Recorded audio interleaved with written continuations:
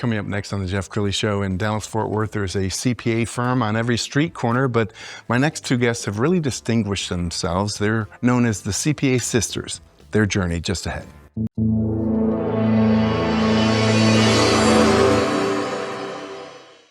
Many are predicting that the worst is yet to come, which is unfortunate, said one person here. Until now, they've enjoyed the reputation of being the nation's icebox. Watched a burglar in his home this morning by webcam. As a journalist of over 25 years, stories are what make my world turn. Reporting live from the Dallas newsroom tonight, Jeff Crilley, Fox 4 News. But in 2008, I took the jump from my familiar life and started a PR firm from my home. We're talking about anyone with a camcorder like the one I'm using becomes a television network. We started slowly growing the company, and we now have over 100 clients, and we've branched into the world of live digital broadcasting. I now own 8 different TV studios and have a huge team, and the stories that I now get to share are sometimes the most important of my life. Life has a funny way of coming around full circle. This is the Jeff Crilley Show. All right, I'm an entrepreneur, so obviously we have a CPA firm that works with us. We've been working with them for a dozen years or so. Not everybody loves their CPA. They like their CPA, but in the back of their mind, speaking as an entrepreneur, they're always kind of wondering, is my CPA firm doing enough for me? That's why I have my next two guests in the studio, Jessica Chompff and Charlene Carpenter. They are known as the CPA Sisters. Ladies, thanks for coming on the show. Thanks for having us. Very cool, very cool. I want to hear how all this began. So, Charlene, when you were in high school, were you kind of a numbers, math person? Yeah, I loved algebra. Didn't want to be an accountant for sure. That was not in my head. When I had my daughter, I needed to do something to bring in more income, and I wanted education, and so I started working at a tax office, and Jess and I eventually started working together. She was a manager at Nordstrom, and she was like, I don't want to do retail anymore.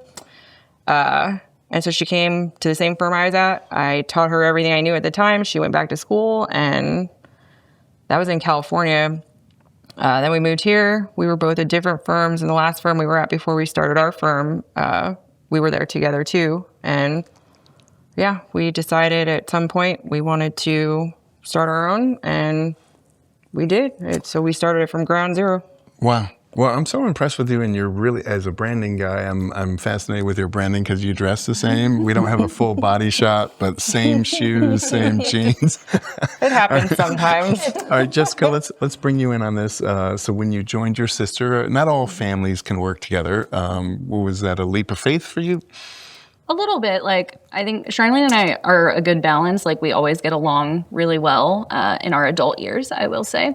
We did fight a lot when we were kids, but I think all that was out of the way. So it was very easy for us to work together, and she really did teach me everything she knew when I stepped in at that first accounting firm, and so it just kind of paved the way for where we are today. Beautiful. I'm going to pull up your website, and as we scroll down the website, I want you to talk about what makes your firm so special.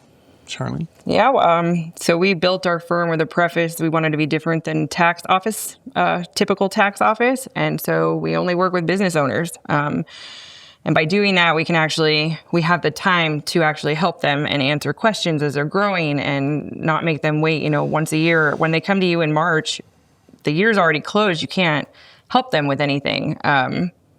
It's all reactive, not proactive. So yes. Jess and I wanted a different model, and that's really what we did. We built a different model, and we stuck to it.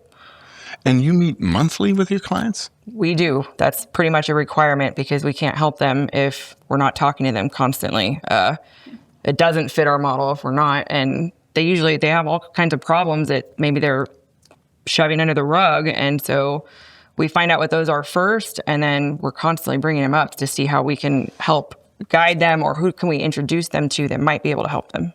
Let's talk a little bit more about that philosophy, because a lot of CPA firms in Dallas would just cash the check. Why do you go above and beyond? I think the work's more enjoyable that way. When we actually get to help someone, that's much more satisfying than just preparing a tax return or, doing some bookkeeping or whatever. So actually getting to help people reach their goals and, watch their business grow over time is really rewarding. We were talking before the show about one of your favorite success stories without naming the client. Who comes to mind? Yeah, it was actually one of our first clients. They came to us because they had a CPA who was a family friend helping them out. And I say helping very lightly. They started getting IRS notices. They now were afraid things weren't being done right. And so when we came in, we went through everything, started explaining it, and found there were definitely missed opportunities because they were only working with the CPA once a year. They're not talking about anything, so they have no idea what's going on. And business owners, they struggle with that kind of stuff. This one in particular was a C Corp. It was started in the 70s, and there was missed opportunities. So we kind of dug in and started making some changes, introduced them to some attorneys that they needed, and got new documents. And it's not just numbers that CPAs can help with. We see a lot of stuff in businesses. Why not share the knowledge? Well, and you mentioned referring them to a lawyer. Business owners need so much help, and you're very passionate about a group called Provisors. So we got some pictures we're going to put on the screen. Talk about Provisors, and do you both lead groups, or I know you're both involved?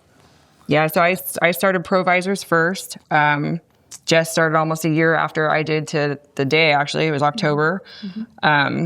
And when we started our own business, it was really easy to say what we were doing, who we wanted to work with, and who we wanted to be introduced to. And so I jumped in 100%. Just when she joined, we just started going to socials together. We started going to guesting at monthly meetings and just meeting all kinds of people, telling our story. And actually, what I found out is so many people had the same exact experience that we had gone through, but no one ever talks about it. And so just meeting all these professionals who have so much knowledge to share, and they were all very open to it. And that was not the kind of firms that I came from. We didn't share knowledge like that. Like, it kind of felt like you were on your own. And so having this amazing network, I just fell in love with it, obviously. Yeah. So then I started my own group, and still meeting people. Jess and I still go to socials. We're in a lot of what they call affinity groups. We plan socials for those. We just have a lot of fun doing it because one of our core values is have fun. And so that's what we do. And Jessica, more on Provisors. Is it they accept one person from one profession so you don't have competitors in the group? Or tell me the ethos of Provisors. Yeah, they don't promise exclusivity, but generally they'll have, one lane of something. So, maybe there'll be a business tax CPA and an individual tax CPA. And then you have your forensic accountant. And then attorneys, you have all your different lanes for attorneys. So it just kind of depends. But generally there's one seat. Sometimes if they fit, maybe high net worth, super high net worth versus, more small mom and pop businesses. And you guys do a great job. We actually host a Provisors group here at our company. You do a great job vetting people. So when people come in, it's not a business card exchange. Business is done because people want to do business with each other. Yeah, it's definitely relationship building. It's about getting to know them because Provisors' motto is know, like, trust, refer. And it really is magical when you see it happen. Our first referral from Provisors was actually from someone not in my group that I had met. I'd had a lunch with, what they call a troika. And just because you're not going to send your largest client to someone that you don't really know just because they gave you a business card. I will send someone to someone who just explained to me how they try and work and what their demeanor is and their personality, because clients, they're all different, and not one size fits all. I would never say I'm only sending, my client to this one insurance person. I don't think that's fair because every client's different, and we're all about the client. All right. One of my favorite questions when I have our families on the show is what is their brilliance? So Jessica, what is Charlene's brilliance? Charlene is a very good people person. She just has that confidence, that spark when she talks to people. So that's always fun. We do have a lot of fun when we're together. And then her decision-making skills are phenomenal. I'll sit there and I'll do the back and forth, well, we could do this or we could do this. And then Charlene's nope, we're doing this, decision made, let's go. And I'm okay, thank you. I was spinning my wheels a little bit there, right? So, that's very helpful. So it's a good balance between us. Charlene, same question. Yeah, so Jess is absolutely brilliant when it comes to tax research.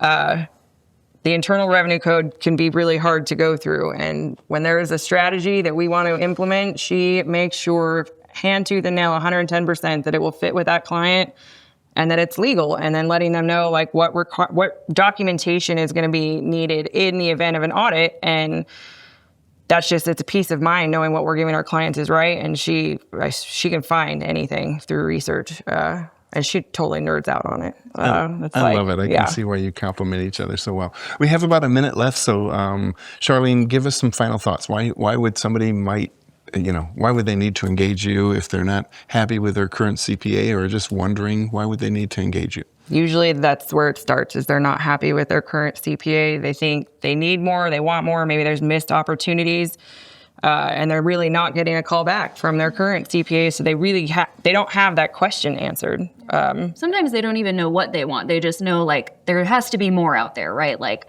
I think I need more help. Maybe it's the numbers, like, that these are probably messy. Like, maybe I'm not getting the bank loan I wanted. Like, that happens a lot too. Like, let's talk about your books.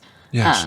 So it just kind of depends. They're all different. I love it. Well, thank you so much for sharing your heart and your wisdom with us. We're going to end with the website, which is ccgroupadvisors.com. Jessica and Charlene, thanks for coming on the show. Yeah, no, thanks for having us. You bet. That's it for now. We'll see you next time.